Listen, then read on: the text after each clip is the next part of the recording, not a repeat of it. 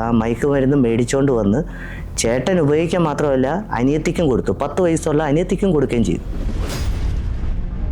ഇനി നമ്മളിപ്പോൾ ഡിസ്കസ് ചെയ്യാൻ തീരുമാനിച്ചേക്കുന്നത് NRI പാരൻസ്.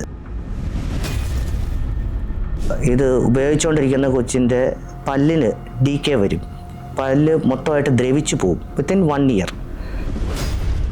എത്രത്തോളം കഷ്ടപ്പെട്ടാണ് ഓരോ സാധനങ്ങൾ അവരുടെ എന്തൊക്കെ മാറ്റി വെച്ചിട്ടാണ് മക്കളുടെ ഓരോ ആവശ്യങ്ങൾ സാധിച്ചു കൊടുത്തത് എന്നുള്ളത് അവർ മനസ്സിലാക്കി കൊടുക്കണം. അതായത് ഇപ്പോൾ വാട്സപ്പ് ഗ്രൂപ്പാണെങ്കിലും എന്താണെങ്കിലും അച്ഛനമ്മമാർക്ക് ഒരു ട്രാക്ക് വേണം. അത് കഴിഞ്ഞിട്ട് let them go out, play outside. ബാക്കിയുള്ള ഔട്ട്സൈഡ് ക്രിക്കറ്റ്, ഫുട്ബോൾ എന്തെങ്കിലുമൊക്കെ കളിക്കാനായിട്ടുള്ള ഒരു അവസരം നാട്ടിലാണെങ്കിലും ഇവിടെ ആണെങ്കിലും അതിന് അവസരം ഉണ്ടാക്കി കൊടുക്കണം. അവരെ അവെയറാക്കണം. പല പാരൻസിനെ അവെയർനെസ് ആക്കണം. കുറേ പാരൻസിന് ഇതെന്താ സംഭവിക്കുന്നതെന്ന് പോലും അറിയത്തില്ല.